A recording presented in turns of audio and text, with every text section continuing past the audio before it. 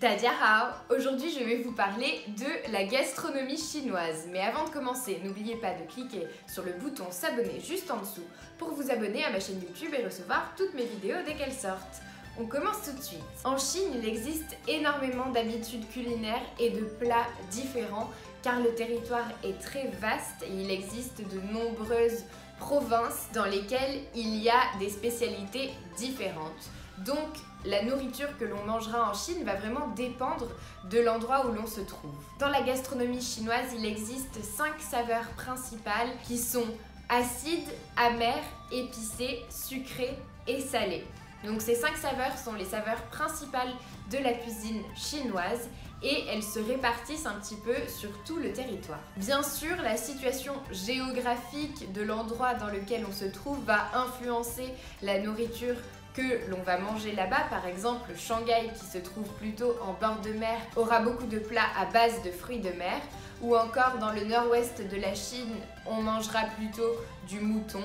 Et au nord, ce sera plus une cuisine avec des arômes comme de l'ail ou de la sauce soja par exemple. En général donc, les plats dépendent par exemple des pratiques religieuses parfois ou encore du climat de la région dans laquelle on se trouve. Bien entendu, après il existe des plats qui sont connus mondialement, par exemple le canard laqué de Pékin, les baozi qui sont des petits raviolis chinois en quelque sorte, ou encore la fondue chinoise qui est un espèce de bouillon dans lequel on va faire cuire de la viande ou des légumes. Si vous pensiez que les Chinois mangeaient des nems et des crevettes frites, je vous arrête tout de suite, ce n'est pas du tout le cas. Ces plats sont plutôt thaïlandais, donc ne vous attendez pas à les trouver en Chine.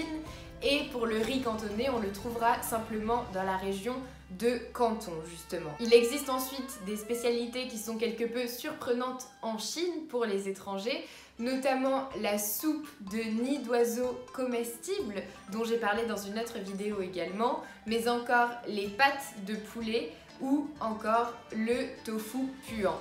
Donc je vous invite quand même à tester ces spécialités si vous vous rendez en Chine parce qu'il n'y a que là-bas que vous pourrez les goûter et c'est une expérience assez unique. Donc je vous encourage à tester si vous vous rendez en Chine.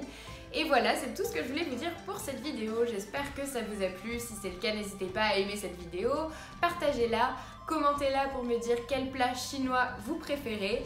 Et n'oubliez pas de vous abonner à ma chaîne YouTube et de récupérer votre heure de formation gratuite dans la description de cette vidéo. Et moi je vous dis à bientôt pour une autre vidéo.